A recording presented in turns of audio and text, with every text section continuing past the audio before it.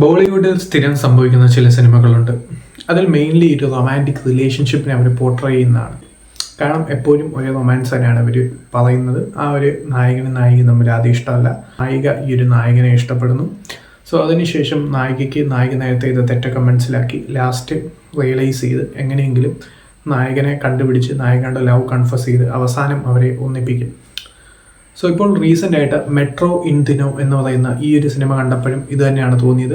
കാരണം എന്താണെന്ന് വെച്ചാൽ ലൈഫിൻ്റെ മെട്രോ എന്ന് പറയുന്ന മൂവിക്ക് ഒരു സീക്വലോ അല്ലെങ്കിൽ അതേ സ്വഭാവമുള്ള ഒരു സിനിമ എന്ന രീതിയിലാണ് ഈ ഒരു സിനിമ പ്രൊജക്റ്റ് ചെയ്തിരിക്കുന്നത്. കൂടുതലും മ്യൂസിക്കലിയാണ് ഈ ഒരു സിനിമ ട്രാവൽ ചെയ്യുന്നത്. കാരണം ഓരോ ക്യാരക്ടേഴ്സിനെ ഇൻട്രൊഡ്യൂസ് ചെയ്യുമ്പോൾ മ്യൂസിക്, ഓരോ മൊമെൻറ്റ്സിലും സിനിമയിൽ മ്യൂസിക് ഉണ്ട്. നല്ല മ്യൂസിക് ആണെങ്കിൽ പോലും സിനിമയിൽ മ്യൂസിക് വരുന്ന പ്ലേസസിൽ ഓഡിയൻസിന് നല്ല ഇറിറ്റേഷൻ ഉണ്ടാക്കുന്നുണ്ട് എന്നുള്ളത് സിനിമയുടെ ഒരു പ്രധാന പ്രശ്നം തന്നെയാണെന്നുള്ളതാണ് ഈ ഒരു സിനിമ കാണുമ്പോൾ നമുക്ക് തോന്നുന്നത്. ഇതിൽ പല സ്റ്റോറീസും വരുന്നുണ്ട്. അതൊന്നും ആ ഒരു കണക്ട് ചെയ്ത് ഒരു ഇമ്പാക്റ്റ് ഉണ്ടാക്കാൻ സംവിധായകന് കഴിഞ്ഞിട്ടില്ല എന്നുള്ളതാണ് സിനിമയുടെ പ്രധാന പ്രശ്നം.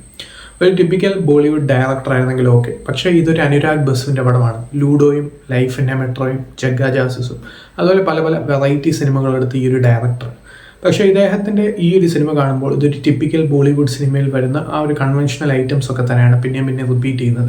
മെയിൻലി സാദാ അലി ഖാനും ഈ ഒരു സിദ്ധാർത്ഥ് റോയ് കപൂറും തമ്മിലുള്ള ഒരു റൊമാൻസ്, വളരെ ഫ്രീ ഹ്യൂമൻ ആ ഒരു രീതിയിൽ ജീവിക്കുന്ന ട്രാവൽ വ്ലോഗൊക്കെ ആയിട്ട് പോകുന്ന ഒരു നായകനാണ്. വളരെ ഇൻട്രസ്റ്റിംഗ് ആയിട്ടുള്ള ഒരു ക്യാരക്ടറാണ്, നല്ലൊരു ക്യാരക്ടറാണ്. സിനിമ ഇൻട്രൊഡ്യൂസ് ചെയ്ത് പകുതി വരെ പിന്നെ അങ്ങോട്ട് ഈ ഒരു ക്യാരക്ടറിനെ മാറി ബോളിവുഡ് കൺവെൻഷൻസ് എന്ന രീതിയിൽ മാറ്റുന്നു. അവിടെയാണ് പ്രശ്നങ്ങൾ സ്റ്റാർട്ട് ആവുന്നത്. അല്ലാതെ തന്നെ ഈ ഒരു മെയിൽ ക്യാരക്ടേഴ്സിനെ എല്ലാം തന്നെ കോമാളിയായിട്ടാണ് ഈ ഒരു സിനിമയിൽ പോർട്രേ ചെയ്തിരിക്കുന്നത്. അങ്ങനെയാണ് സിനിമയുടെ നറേഷൻ. പ്രത്യേകിച്ച് ഈ ഒരു കോൺകണ സെൻ ശർമ്മയുടെയും അതുപോലെ തന്നെ ഈ ഒരു പങ്കജ് ത്രിപാഠിയുടെയും പോർഷൻസ് ഒരു പരിധി കഴിയുമ്പോൾ ആ ഒരു ഗോവ ട്രിപ്സും കാര്യങ്ങളൊക്കെ ആ ഒരു പോർഷനിൽ വരുന്ന കോൺകണ സെൻ ശർമ്മയുടെ സീനൊക്കെ ഇതൊക്കെ എന്തിനാണ് എന്നുള്ള രീതിയിൽ ഓഡിയൻസിനെ തോന്നിപ്പിക്കുന്ന രീതിയിലാണ് സിനിമ മുന്നോട്ട് പോകുന്നത്. 2 മണിക്കൂർ 40 മിനിറ്റ് സിനിമയ്ക്ക് നീളമുണ്ട്. അതുകൊണ്ട് തന്നെ സിനിമ ഒരു എൻഗേജിങ് അല്ല. പലയിടങ്ങളിലും എന്താണ് നടക്കുന്നത് നമുക്ക് ചിലപ്പോൾ ഒരു സിനിമ ഓടിച്ചു വിടാൻ തോന്നും. സോ അങ്ങനെയാണ് സിനിമയുടെ ആ ഒരു പോക്ക്. നമ്മൾ എക്സ്പെക്ട് ചെയ്യുന്ന ഇൻട്രസ്റ്റിംഗ് ആയിട്ടുള്ള സംഭവങ്ങളോ എക്സൈറ്റിംഗ് ആയിട്ടുള്ള സംഭവം ഒന്നും തന്നെ സിനിമ മുന്നോട്ട് വെക്കുന്നില്ല. അതിനു പകരം നമ്മൾ കണ്ടുമടുത്ത സീക്വൻസസ് ഒക്കെ തന്നെയാണ് പിന്നെയും വരുന്നത്. ഫാത്തിമ സന ഷെയ്ഖിൻ്റെയും അതുപോലെ തന്നെ ഈ ഫസലിൻ്റെയും ആ ഒരു സ്റ്റോറി മാത്രമാണ് അത്യാവശ്യം റിയൽ ആയിട്ട് ജെന്യുവൻ ആയിട്ട് എന്തെങ്കിലും ഉള്ള രീതിയിൽ തോന്നി. ഈ ഒരു സിനിമയിൽ ഒരു പ്രത്യേകത എന്താണെന്ന് വെച്ചാൽ ബാക്കിയുള്ള സ്റ്റോറീസൊക്കെ ഒരു പരിധി വരുമ്പോൾ അതൊരു കോമഡിയോ അല്ലെങ്കിൽ ഒരു സീരിയസ്നെസ് ഒന്നും ഒട്ടും ഇല്ലാതെ എങ്ങനെയൊക്കെയോ മുന്നോട്ട് പോകുന്ന രീതിയിലാണ് സിനിമ സഞ്ചരിക്കുന്നത്.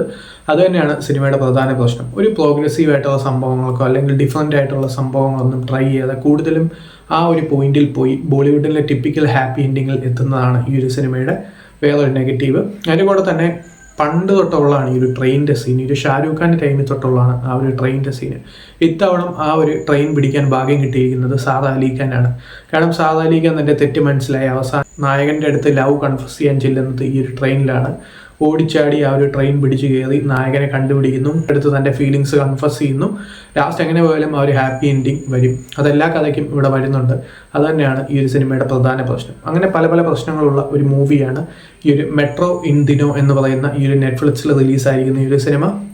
സോ പങ്കജ് ത്രിപാഠിയുടെയും അനുപം ഖേറിൻ്റെയും പല പല നല്ല ആക്ടേഴ്സിൻ്റെ പെർഫോമൻസ് ഈ ഒരു മൂവിയിലുണ്ട്. ഫാത്തിമ സന ഷെയ്ഖ് ആണെങ്കിലും അലി ഫസൽ ആണെങ്കിലും ആദിത്യ റോയ് കപൂർ ആണെങ്കിലും. ബാക്കി നോക്കുകയാണെങ്കിൽ ഈ ഒരു സിനിമയിൽ എന്തായിരുന്നു ഉണ്ടായിരുന്നെന്ന് നോക്കുമ്പോൾ സ്ഥിരമായി ബോളിവുഡിൽ നിന്ന് കണ്ട് മടുത്ത സിനിമകളുടെ കൂട്ടത്തിൽ ഒരെണ്ണം എന്നല്ലാതെ കാര്യമായ ഇമ്പാക്റ്റ് ഒന്നും ഉണ്ടാക്കാൻ സിനിമയ്ക്ക് കഴിഞ്ഞിട്ടില്ല. അതുതന്നെയാണ് സിനിമയുടെ പ്രധാന പ്രശ്നവും.